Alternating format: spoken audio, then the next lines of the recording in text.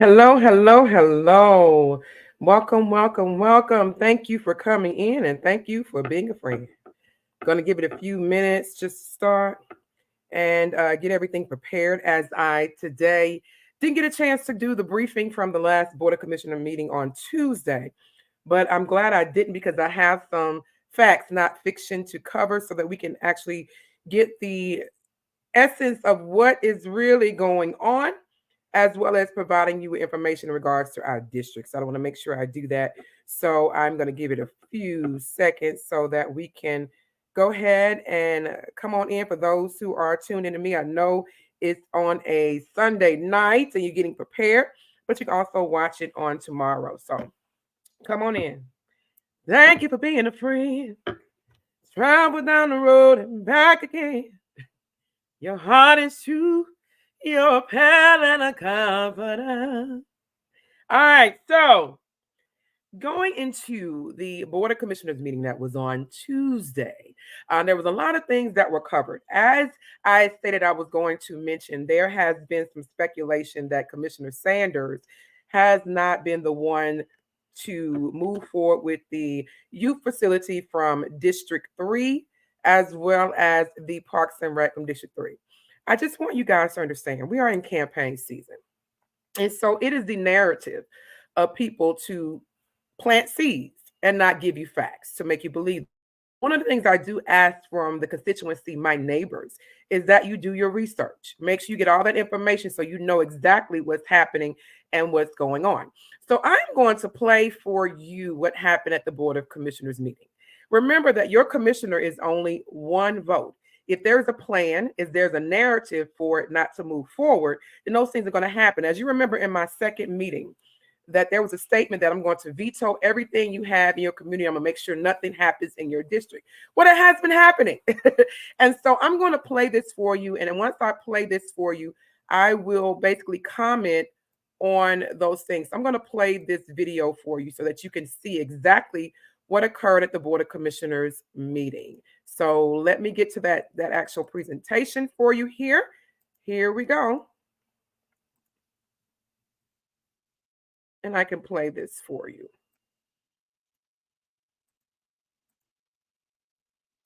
I seek a motion that we adopt the agenda, please. It's been motioned by Commissioner Mason and second by Commissioner Edwards. Any discussion? Yeah. Commissioner Sanders.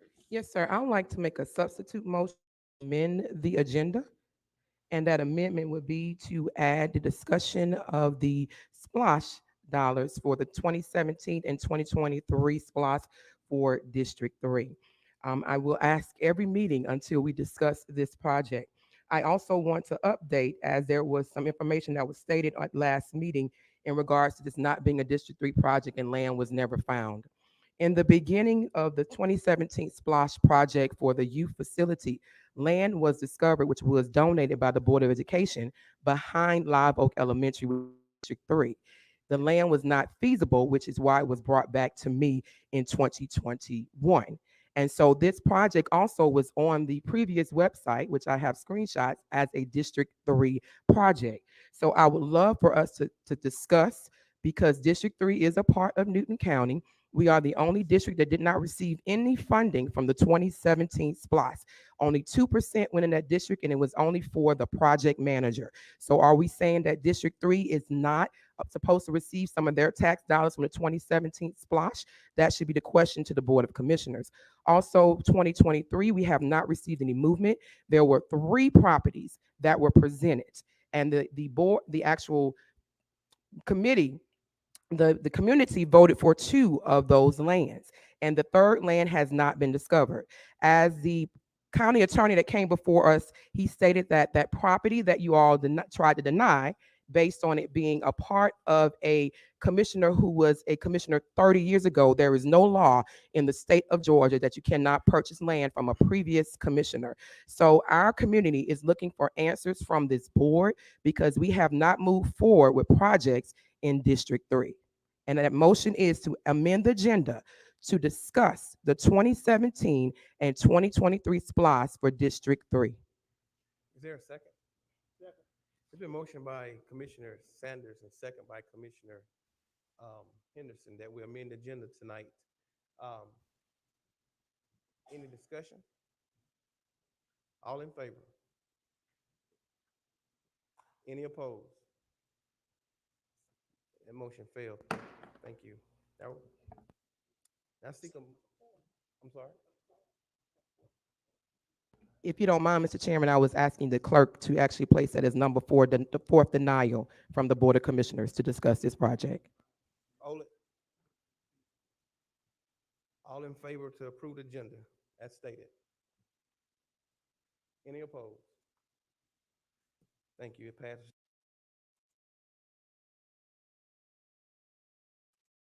So as you see, there was rumors placed out that Commissioner Sanders is the reason why this project has been moved forward.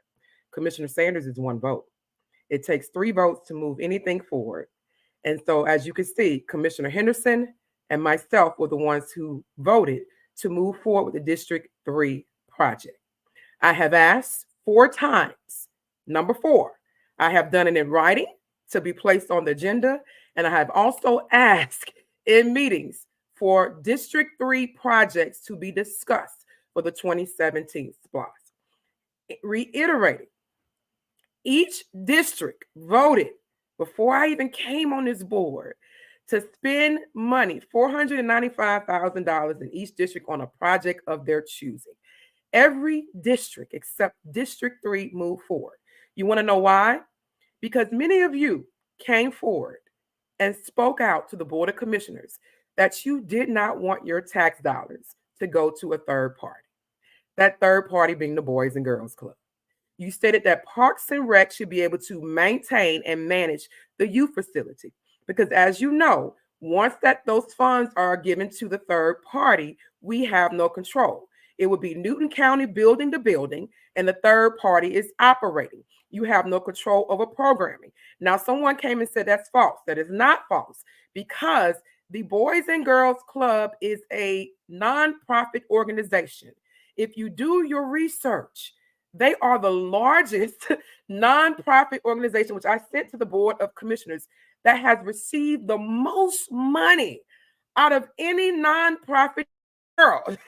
It is on the internet. I forward this to the Board of Commissioners because I receive information in regards to nonprofits. I have a nonprofit. So I get the reports on the status of nonprofits. So I forward that over to the Board of Commissioners, showing them that the Boys and Girls Club has funding. In other counties, the Board of Commissioners are not funding the Boys and Girls Club. They have their own facility. They manage their own property. So why can't Newton County move forward their facility? We never said that the Boys and Girls Club can have their own facility. The only thing that the residents stated that they not want their money to go to a third party. They wanted Parks and Rec to maintain it. Even Commissioner Henderson even mentioned that as well. So we can control our own programming. They do it in Douglas County. Douglas County just created a youth innovation center that is ran by the county. It's in partnership with the county. And so why is there an issue? Why is there a problem? Why the Board of Commissioners cannot move forward? As you can see, I'm going to speak this. When I ran in 2020, my opponent, who was the incumbent at the time, neither I nor her bashed each other. We just ran. I ran on the issues on what I can do for Newton County. I never spoke of her, never said anything, vice versa. This election, which is very interesting, is that the whole conversation is about me, not what you can do for the district, not what you can do for the county. And the mention was the Boys and Girls Club. Now let's get back to the Boys and Girls Club. One of the reasons why the constituents were against it, and I listened to my constituency and my neighbors, is that my predecessor sat on the board of the Boys and Girls Club while she was a commissioner. And she still sits on the board of the Boys and Girls Club. There is a conflict. There's an ethics issue in that matter. So the residents who wrote letters and also came to the Board of Commissioners meeting and said, we want to be able to create our own projects, our programming, and be able to possibly utilize nonprofits that are in the community. We have nonprofits that are in the community. We also can utilize our parks and rec just like every other county who have community centers and facilities. They maintain their parks and rec. And guess what? Those counties also have a YMCA and a Boys and Girls Club that is maintained and managed by that organization, not the funding from the county. So why is there an issue? Why this project is not moving forward? Because your commissioner listened to the people and did not put her guard down to go with the Boys and Girls Club. As you can see, that is the issue. That's why you heard a commissioner said that she wrote down what she wanted. Let me explain to you how this works in government. When you're no longer in office, it moves on to the person who is in office. You do not have control or sending emails to say what you want. If you did not complete the project while you was in office during your term, you do not have a say so. There is no commissioner on that board that will allow their predecessor to tell them how to run their district. So why are you asking me to allow my predecessor to run District 3? That is very hypocritical. I don't hear any commissioner on that board saying, well, my predecessor said I should do this. My predecessor said I should do that. So why are you asking District 3 to allow the predecessor to run the district when the voters have spoken? That is a question. So the voters stated that they did not want to partner with the Boys and Girls Club, nor was that on the vote, the referendum, when you all voted to have a youth facility in your district. It did not say either also on the website. There was no mention that this facility was going to partner with the Boys and Girls Club. There is no evidence that we signed an agreement with the Boys and Girls Club. There is nothing on file. If it happened, it never came before the Board of Commissioners for us to agree to sign off on it. I would love to see that document. There is nothing written in regards to that. So that is why this project has not moved forward. If you look at the individuals that are running against me, you will see the main thing they spoke of is creating a facility ran by the Boys and Girls Club. That should tell you what is going on. That is why there is an agenda and a plot, because they are trying to appease who is no longer in office. So you have to ask yourself, what is the real agenda? What is the real issue? When I was brought into a room with the county attorney and the previous county manager, I was told that they were going to put the youth facility at Fairview Estates. I posted that on social media. I even showed y'all the conversation. The last question that was asked to me in that room was, you're going to partner with the Boys and Girls Club, am I correct? And I said, no, my constituency does not want that. And guess what?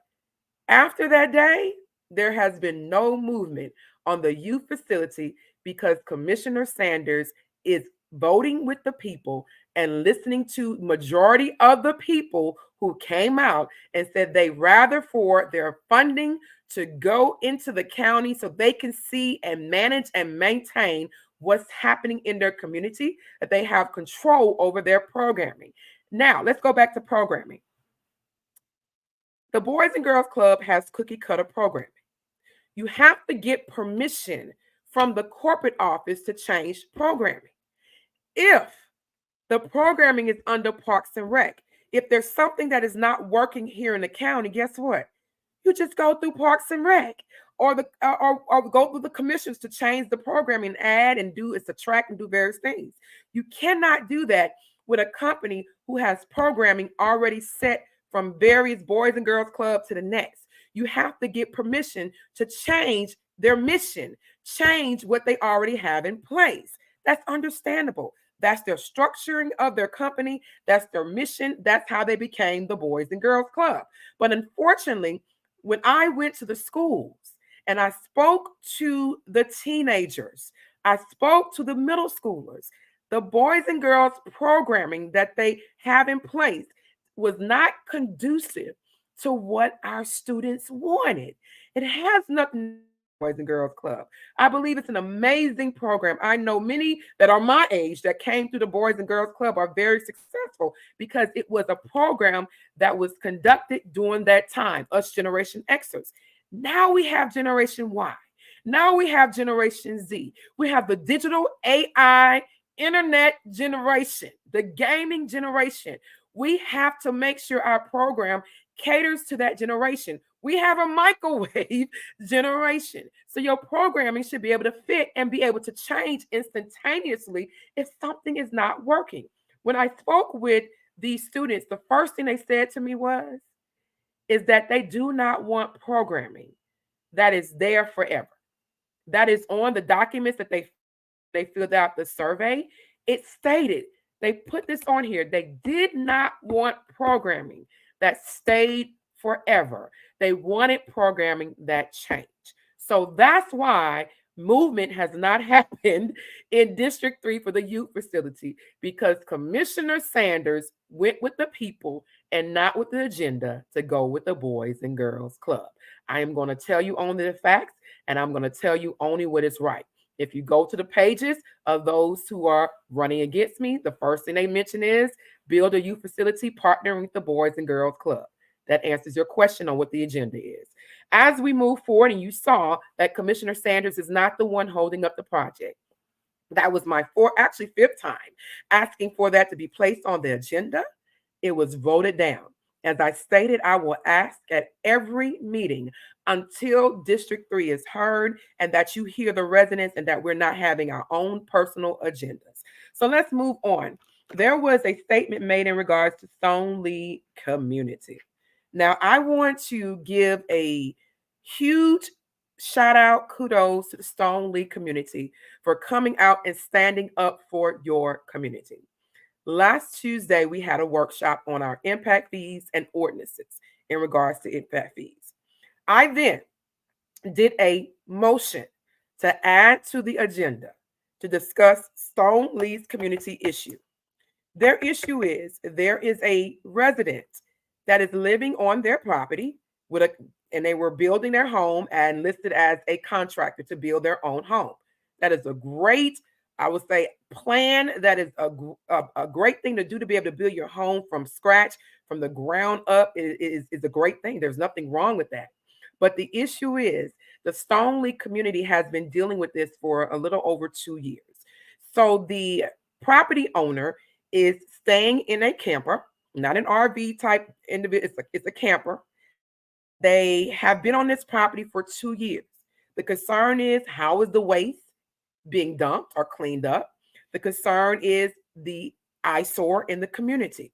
They have complained to the development services, code enforcement for 2 years and been no movement. So they finally came and brought it to me. I didn't find out 2 years later, which is a shocker.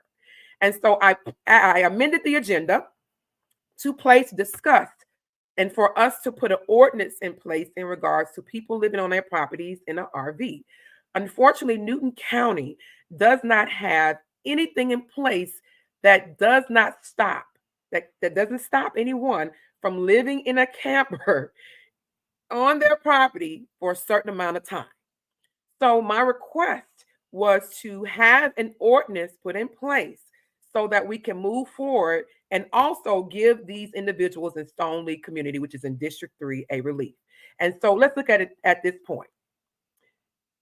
These individuals that stay in that community are living in 400 plus homes. Some of the homes are like farmland. Some of the homes are a lot of space, and it also has a lake. The property where this concrete slab is located was not supposed to be buildable. It was supposed to only be used to dock boats. And so that was their question is how did this property owner get permission to be able to build on this property that's so close to the road? So they have these questions. They have that right as homeowners. They have that right as taxpayers. Taxpayers have a right to speak up and speak out and come to the meetings and express how they feel. I get blamed all the time when you all come to meetings. That's how you feel. That should be an insult to taxpayers in Newton County, because you have a voice, you have a right to speak up and speak out, whether it's for or against or whatever you may be.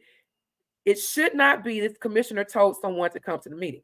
Now, it's very interesting that when District 1 and District 5 packs the house, no one ever says District 1 or District 5 commissioner force these people to come to the meeting or coerce these individuals to come to the meeting.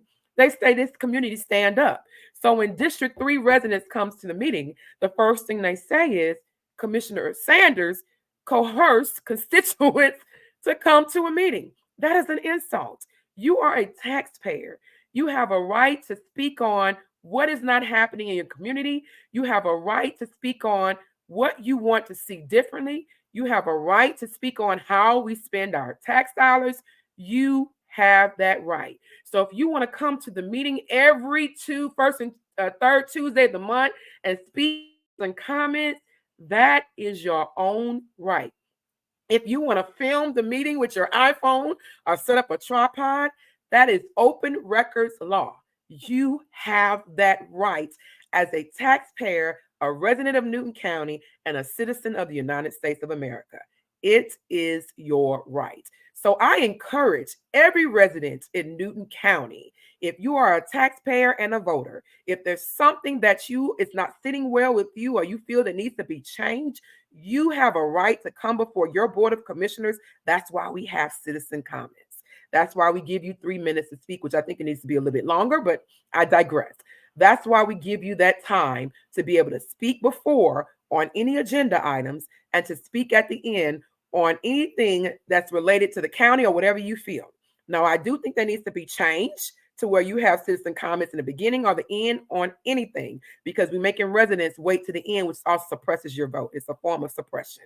That's what I believe.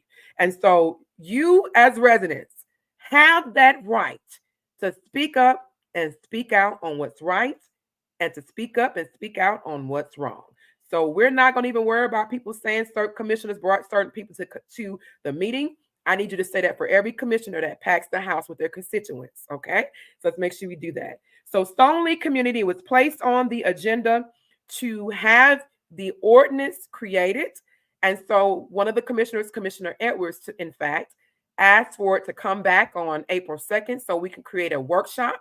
And then the county attorney stated they will create the ordinance for us to review and to discuss, and then we will go from there. Those are the facts. Nothing can move forward without the Board of Commissioners. So those who are from Stoneleigh community, if you listen to the sound of my voice, we should be getting an ordinance as the county attorney stated to me 3 days ago. He stated, Commissioner, we're going, because I actually sent an example of an ordinance. I sent the example. I said, if you don't have one, here's one. I forwarded over to him. So he said, Commissioner, we're going to have that sample ordinance to you so we can, to the commissioner, so they can review it and it'll be ready for the April 2nd meeting for us to look over and to discuss. But it has to be placed in the community that we are creating an ordinance, or there's going to be a change for a certain amount of time. So I think it's about 60 days. So we can't vote on it after 60 days, but April 2nd, we're going to have a workshop to look at what has been created and to discuss if there needs to be any changes. So those are the facts in regards to what's happened with Stoneleigh community. I can applaud you. I congratulate you for speaking up and speaking out and holding your ground to make sure your community is the way that you want it to be. You are taxpayers. You have that right. Let's get on to, we were discussing in regards to the building in District 3. I'm going to play that video in a minute. There was a conversation or a statement made that District 3 is not being taken care of. Let me address that in a manner that's focusing on the issues. I just came in office for 3 years. Okay, I've only been in office for 3 years. The mass building in District 3 happened before I was even thought of becoming commissioner. I can't build that many subdivisions in 3 years. The subdivisions that came to District 3, I motioned to deny. So there is no subdivision that is not supposed to be in a certain area. Let me explain that. Let me rearrange that. Not supposed to be.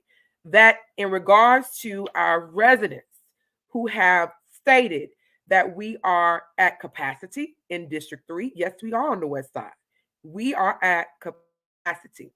We should have something in place that has the developer sign off on law enforcement. So you speaking to the sheriff's office and say, hey, if we're going to be building 107 or 200, 300 more homes, we have enough law enforcement to cover the area, including what's already there.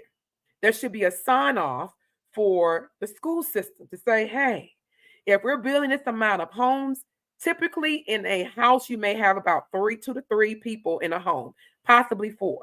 Multiply that times the amount of homes a developer is going to build in a subdivision and kids that's going to be in the home. So there should be a checkoff in regards to the school system to say, hey, if you build this subdivision, this is what's going to happen.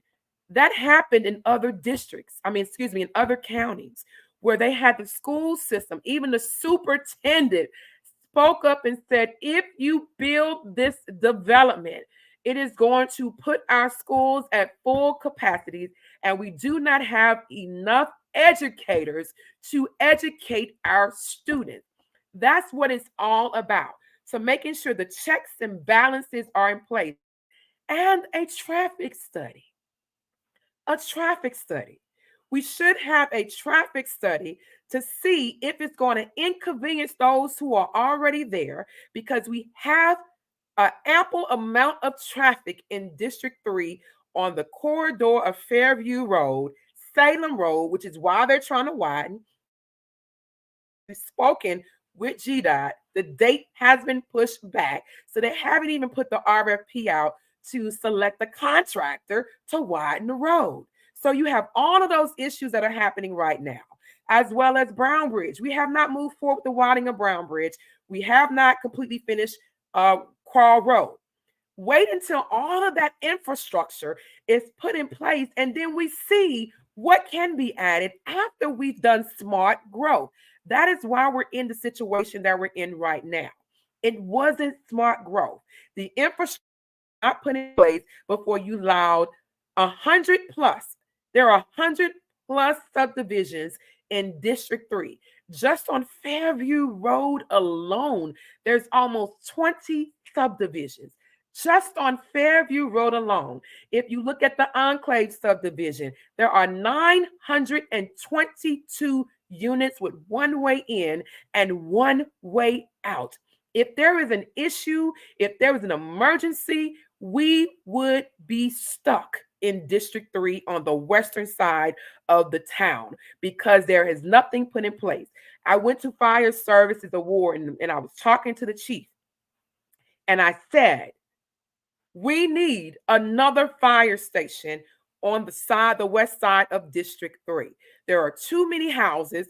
Houses have been burned down to the ground because emergency service not get to us on time. So why are you going to keep adding homes and you don't have emergency services in place, have enough law enforcement? You don't have the school systems in place or check to see if we're going to.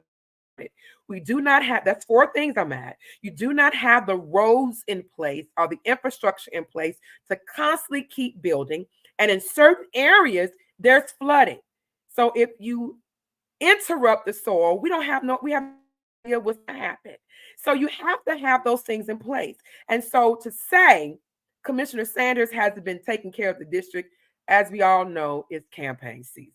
So anything is going to be said in order to get your vote. I believe in giving you the facts, and I ask that you go do your research. All of this development in District 3 happened before I came in office. And the individual that stated that was a representative who represented a developer to place a warehouse in District 3. Let's state the facts. So you have to put those things in place, those parameters in place in order for us to be safe. One of the things I asked the developer who asked for a meeting with me. The question that I asked them, I stated, would you want this in your subdivision? Would you want this in your neighborhood? And guess what? They paused because they couldn't answer the question. I asked again, would you want this in your neighborhood? where you live.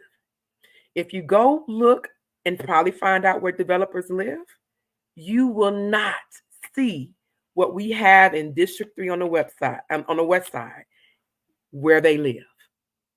So why are you wanting to put this in places where people have stated and mentioned they do not want the overcrowdiness? When they purchased their homes, they never thought that this was going to occur. They never thought that they was going to be stacked on top of each other. They never thought that when they get on their road to get home, it's going to take them 30 minutes and they're right there. They can get out of their cars and walk straight to their houses or their subdivisions, but in their car, it's going to 15 to 30 minutes on the same street where their house is located. They never thought this was going to happen. Why? Because previously there was not smart growth. And until we put smart growth in place, and I, gentleman from the east side of Newton County. Now we know eventually there's going to have to be some growth, and it has to move to the east side. We know that. But as I stated to them, it has to be smart growth. And I agree with him when he said that put the infrastructure in place before we move. Put the infrastructure in place before you approve a whole bunch of houses. And that's why your planning commission put a job or requested from the Board of Commissioners to say, what does that look like? So having the commissioners come together, and you heard me say this, have that happy medium to be able to say, okay, we know the go this way. This is what the happy medium is. We can't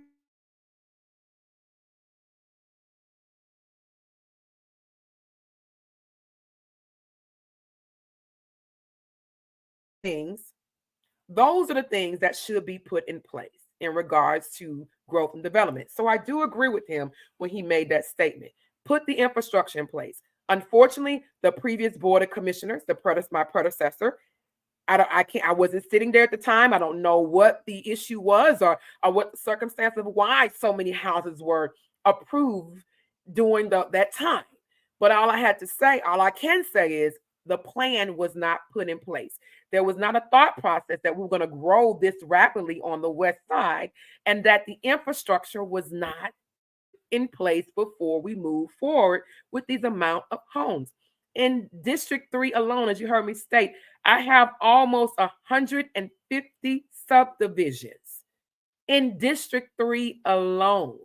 Now that we redistrict, I'm going to go back and recount. We have redistrict recently, about 3 months ago. It was put in effect January we started. So I'm going to go back and count because I have a map with every subdivision. It was given to me. So I'm going to count all the subdivisions that we have in District 3.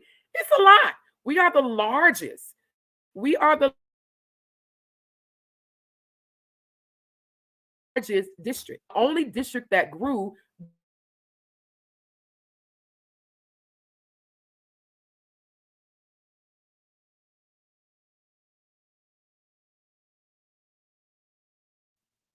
and the numbers are still not factual because everybody didn't do the census. So since the census has been done, we had 4 more developments that were coming up that were already approved before I came in office.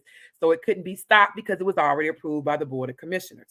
Now, the one that's behind the Silver Ridge subdivision, you all fought. Shout out to Silver Ridge because that subdivision wanted to put 200 homes behind Silver Ridge, but by law, they were able to build 50. So that did occur. And then, so they got kind of smart, and now they're building across from Faircliff. By law, they were able to build those 70 to 75. Okay. So, but in regards to that, that was put in place. Give you another idea or another situation. We need to have time limits on building. I attended a meeting with some commissioners and chairs. Do you know in Henry County, they have a time limit? Henry County, I want to say it was Forsyth County and a couple other counties. They have a time limit. When a developer is approved for land to build, they have a time limit on when that developer must build. Do not build, it reverts back to its original state. I sent that over to the Board of Commissioners last year. I told them about what was occurring. I sent that up, excuse me, in January. That meeting was in January. I sent that to the Board of Commissioners that we need to put this in place because I'm going to tell you why.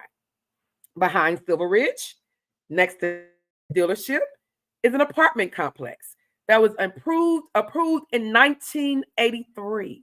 That land was rezoned in 1983.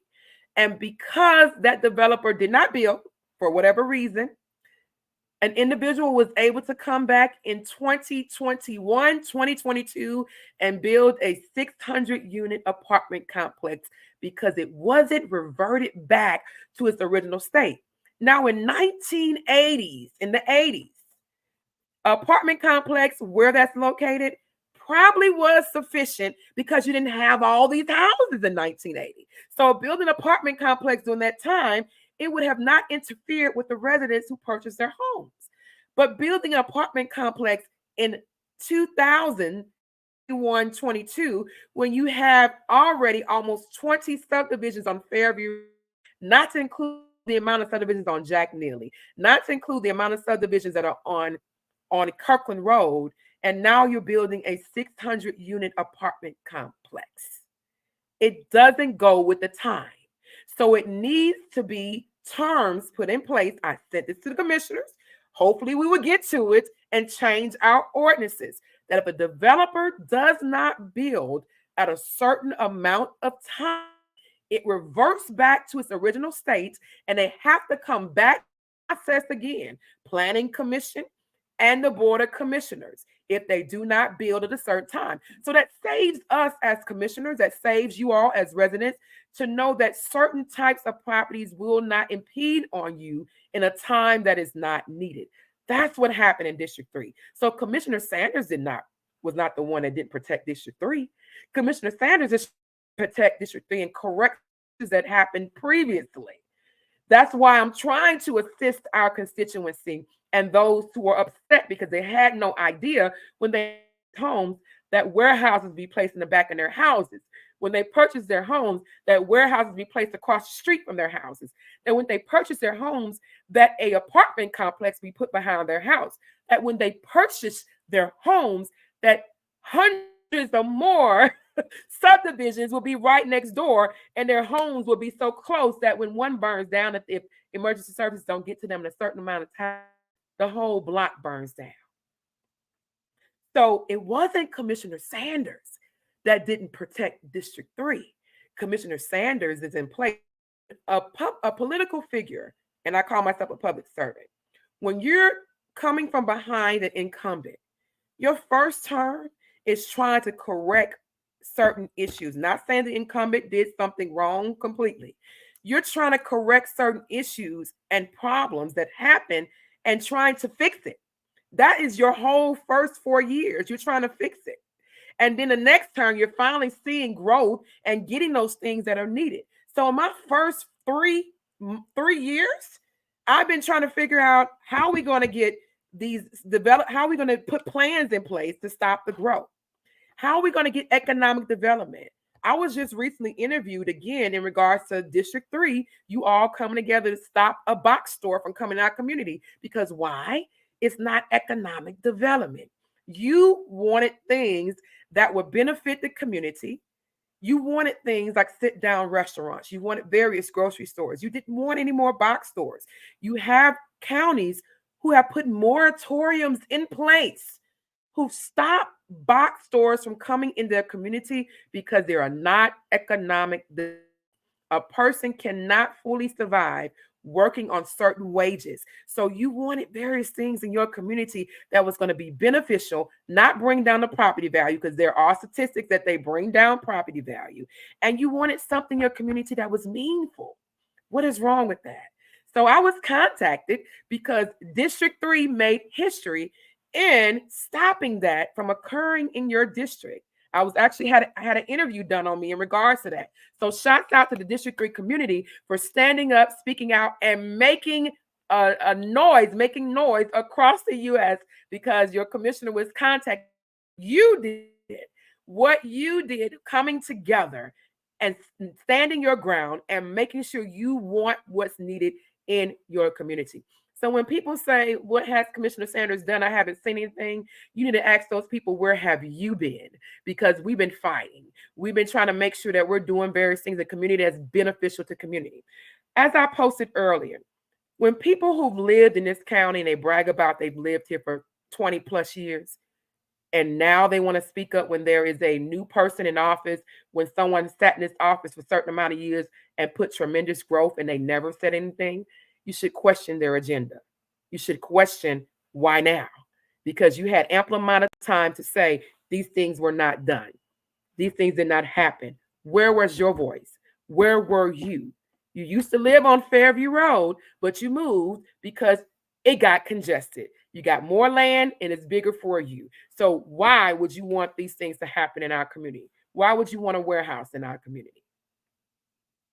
That's a Let me play this for you in regards to my statement, growth in District 3. Let me move on to that right here. Let me get to that statement here. I want you guys to see this in regards to growth here in District 3. Excuse me, let me share my screen for you all. All right, here we go.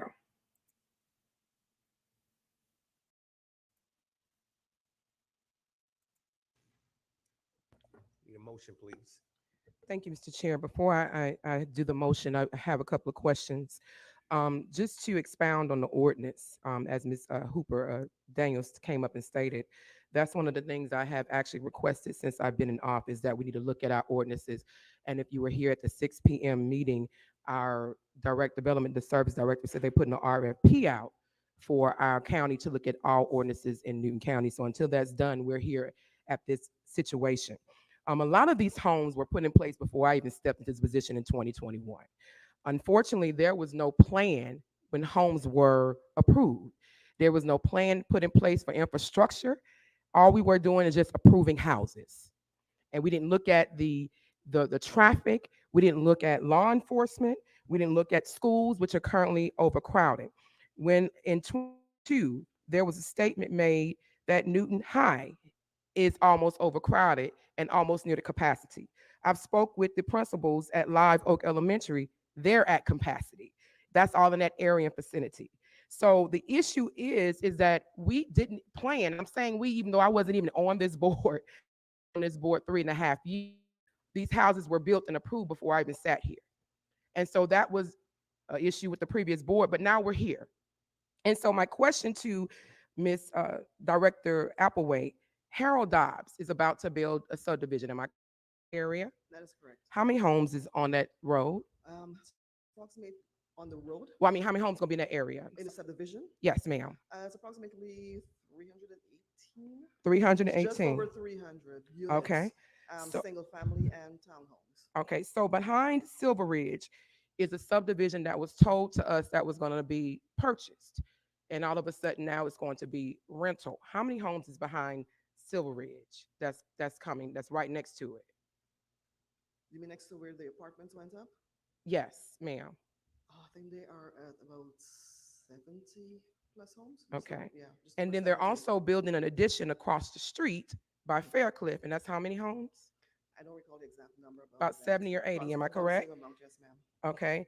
And also the Commissioner Schultz project annex to Porterdale, that was approved for almost 600 apartment units, as well as I think about 500. I went to the actual planning meeting. And then now we have the apartment complexes. How many units? I don't have About the exact 600 number. units. It's about 600 units. So I did that for you all to hear these numbers. I wanted you to hear these numbers. That's all in the same area. When the previous board voted to put houses in that one, they call it the box. All the residents that live in District 3 in that area, they call it the square or the box. So when the commissioners came and started approving houses, they didn't think, oh, each house might have 3 or 4 people in it. Each subdivision, the capacity, if you look at statistics, every house has about 3 to 4 people in the home.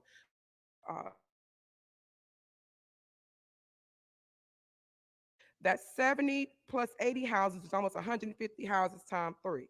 600 apartment units, probably 2 people in that house times 2. And then also you have the entire subdivision that's supposed to be built that's annexed to Porterdale, which is the former Commissioner Schultz property. That's supposed to be 500 houses and so forth. Not also including the houses that are behind Kroger that's still being built, that's also coming up to do another complex, do townhomes. So this is where we're coming, this is where we're at. And so this is why I asked that question, because law enforcement hasn't been included in this conversation. Fire, we don't have a fire station in that area. The fire chief even called me and asked about placing one in the area because there's a lot of houses burned to the crisp. One in my subdivision, one next door in the subdivision, a subdivision over, because fire service could not get to it in an amount of time. And they burned down. I watched the one on my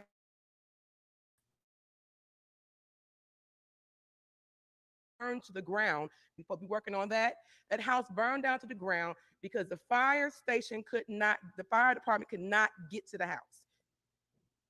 That is a problem. Also, EMS is a problem. Also in my subdivision area, that's all in that Crawl Road area, we had a person die because EMS could not get to them in time because we don't have our own EMS service, because we don't own our 911 certificate.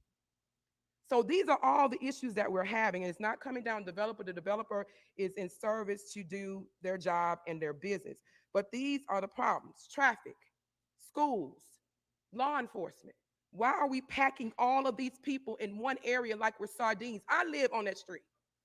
So the thing about being in local office, or a commissioner in a local office, is that you're voting on things where you live. I see my neighbors. I don't call them constituents. I call them my neighbors because I see you in the grocery store. I see you in Walmart. So anytime that I vote on something, I'm voting where I live as well. So that is an issue. That is a problem, commissioners. It was an issue and a problem when the previous board did it because they didn't think about it. But a lot of people who actually voted, when I saw who voted on these properties, did not even live in the area. But fault on the previous commissioner. I will say it. Fault on the previous commissioner for allowing all this activity to happen. And she didn't even live on that side of town. Fault on the previous commissioner to allow that to happen. And so my motion will be to deny the appeal APP 24-00001.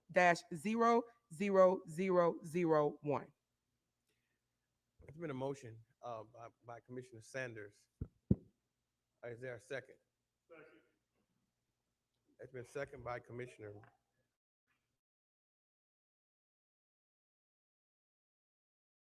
Second by Commissioner Henderson.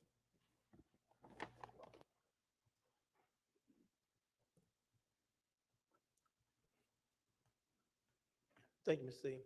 There's one thing, Commissioner, I want to also add. It's about our water capacity.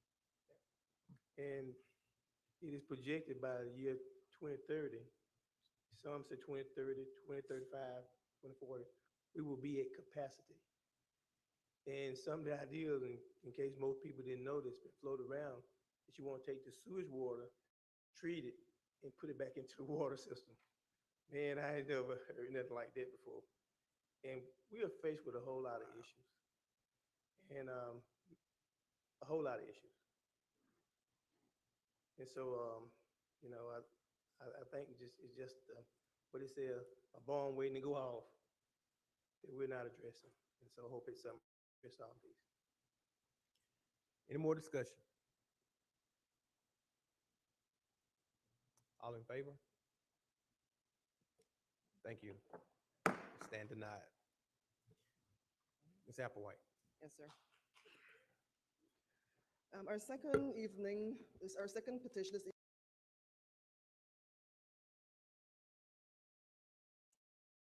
As you can see, your commissioner fights for you. Your commissioner listens to you. I will not go with a plan or a personal agenda. I wasn't put in this seat for personal agendas. I was put in this seat to listen to the people of the district. I was put in this seat because you trusted me to represent you. It's not a personal agenda. I don't have a plan to overcrowd our area. I don't have a plan to do those various things. Now, let's speak on in regards to taking care of the community. Let's speak on some of the things that we've done here in District 3. Some of the things that we've done here in District 3, I made sure that we had enough funding to build so it would be taxing to the taxpayers. That is just sitting there waiting to move forward. $4 million. $4 million. There was propaganda put out there that your commissioner did it, the grant wrong.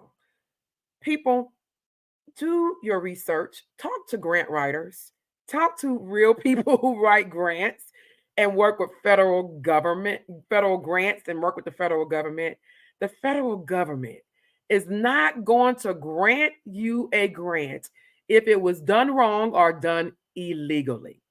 If it was done wrong or done illegally, Commissioner Sanders would not be sitting here talking to you today. I probably would be in somebody's facility. So nothing was done illegally or done wrong. That is just something put out there for them not to move forward with the funding. We have until 2025 to move forward with $4 million. Now, what I was told is that people are trying to wait to see what's going to happen to the commissioner who put that $4 million in place during the election so they can do whatever they want with it. This is why it's so important that you pay attention to your government. I was just in a restaurant and I was ear hustling. I was listening to a grandfather who was talking to his grandson and telling him, you must get to know. And I wasn't even in my county. I was in 2 counties. I'm not going to say which county I was in. I was in another county sitting in a restaurant just recently. And I was overhearing a grandfather tell his grandson, you must know your county commissioners. Because I think he's 7 and he was educating him on voting. And he also mentioned that schools should make it a point to make sure that those who are seniors in high school, that it's a part of their curriculum to get them registered to vote.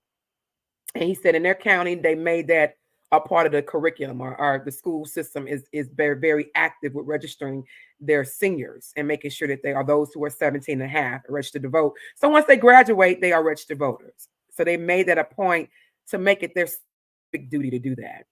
And so I actually, when I was leaving, I walked over to them and I said, sir, I apologize for ear hustling and listening to your conversation, but I do want to thank you for telling this young man to get to know his elected officials. And before I was at that restaurant, I was speaking at an event for International Women's Day, talking to a group of wonderful women, women who are doing amazing things in the community. And I was telling them about local government, how it's important to go to the meetings, show up, have meetings with your commissioners, get to know you. Nobody can say they have not in the community.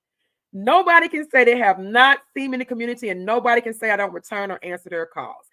It don't matter if you voted for me or not. I'm going to respond. I'm going to answer to you. I'm going to make sure you're taken care of. No one can say they have not seen me, because people pay more attention to what hat I'm going to wear every day than focusing on the issues. So you had to see me. If you saw the hat, you had to see me. So no one can say they have not seen Commissioner Sanders, because one of my goals when I came into office, one of the things I stated this: I did not want to be that commissioner begging you for a vote when it's time for re-election and you have not seen me do anything. You have never seen me in the community. You know nothing about me. Now, if you don't know nothing about me, that means you haven't been coming. I'm gonna get into your political business. I'm gonna try to find out, where have you been? Where have you been in regards to knowing what's happening in your community? Have you gone to a Board of Commissioners meeting? Have you watched them online? Have you seen what's happening in community? How are you involved? It is our civic duty. So if someone says that, I'm going to ask them that question: where have you been? Because it's a two-way street. It's a two-way street. I'm involved and you haven't seen me, that means that you're not involved and doing your civic duty to be involved. It is your to hold me accountable. It's your job to make sure that I'm doing what I'm supposed to be doing. Although I'm gonna make sure I'm doing it myself, it is a two-way street. We're in a relationship here. Once you put me in place, it's like a marriage. We're in a relationship. So you hold me accountable to make sure that I'm doing what I need to do. So I wanted to cover a few things tonight so we can go over those things in regards to the Board of Commissioners and to give you some facts, because I don't believe in fiction. I love reading fiction novels and books, but I don't believe in giving you information without giving you what the real deal is.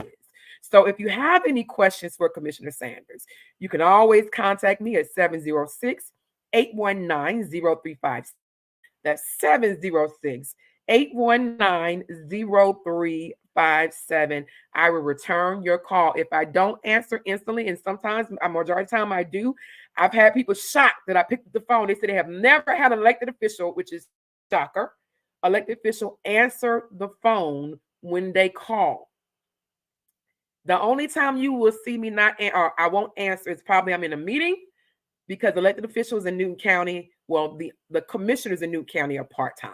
So we do outside of being a commissioner. So I may be in a meeting for my job. I may be in a meeting and doing various things. So that is the only time I will not pick up. But I do either, if you're texting me, sometimes I'll text you while I'm in that meeting. I'll text you back or I'll call you back.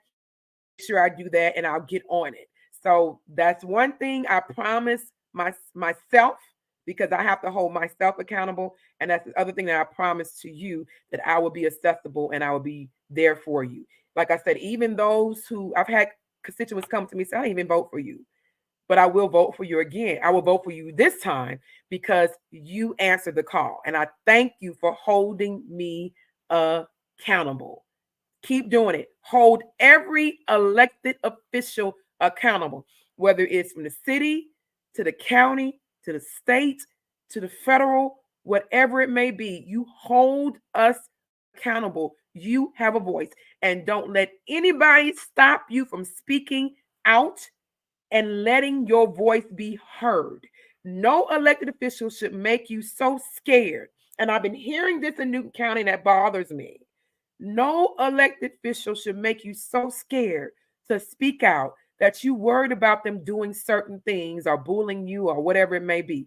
No elected official should be doing that. We work for the community. We're put in place to work for the community. And if anybody makes you feel like you can't speak out because you feel like they're going to retaliate or do something against you, then you need to question why that person is in office. You need to question why they are there. It is important because nobody should make you feel that way. Now, it's a two-way street. You have to speak out. Stop allowing those people that you know to speak out all the time and get beat up all the time. The same people speaking out are the ones that are going to constantly get beat up. They need your support. They need your encouragement. They need you to have their back. And if they have your back speaking up for the community, you should show up and your voice needs to be heard as well. This is Commissioner Sanders signing off. And I want to say thank you for being a friend. Travel down the road and back again. See you later.